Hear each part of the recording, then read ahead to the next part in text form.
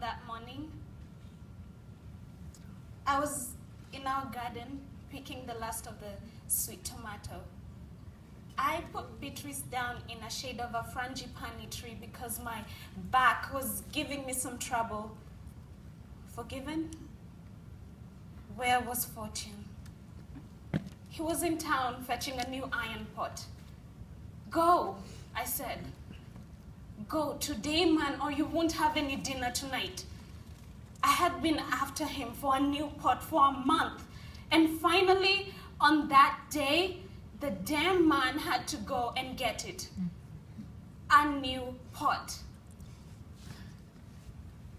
The sun was about to crest, but I had to put in another hour before it got too hot. It was such a clear and open sky. Then this splendid bird, a peacock, had come into the garden to taunt me and was showing off its lovely feathers. So I stooped down and I called to the bird.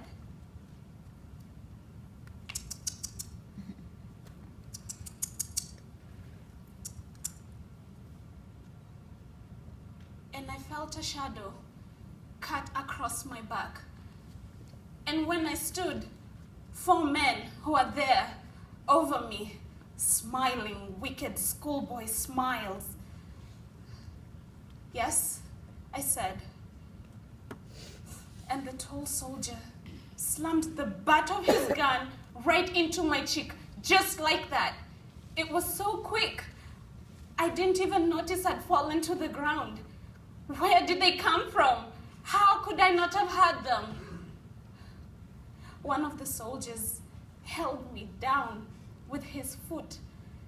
He was so heavy, thick like an ox, and his boot was cracked and withered like it had been left out in the rain for weeks. His boot was pressing my chest, and it was all I could see while others took me.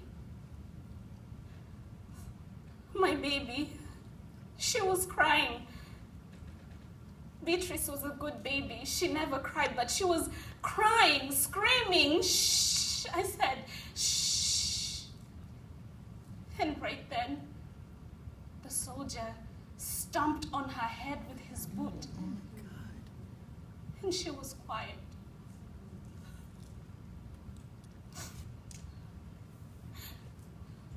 Where was everybody? Where was everybody? I fought. I did. But they still took me away from my home. They took me through the bushes, raiding thieves, damned demons. She is for everyone. Soup to be had before dinner. That is what somebody said.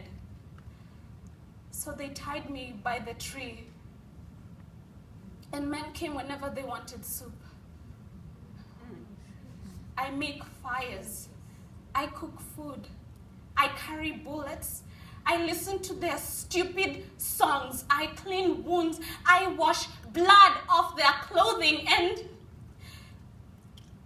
And I laid there as they tore me to pieces until I was raw for 5 months.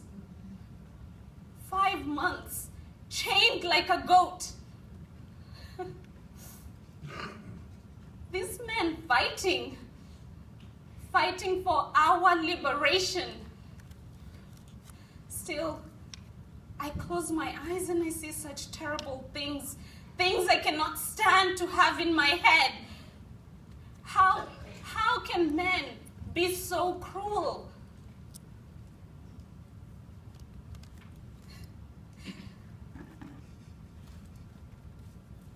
It was such a clear and open sky.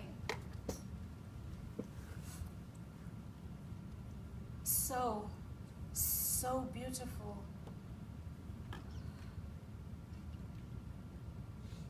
How could I not have had them coming?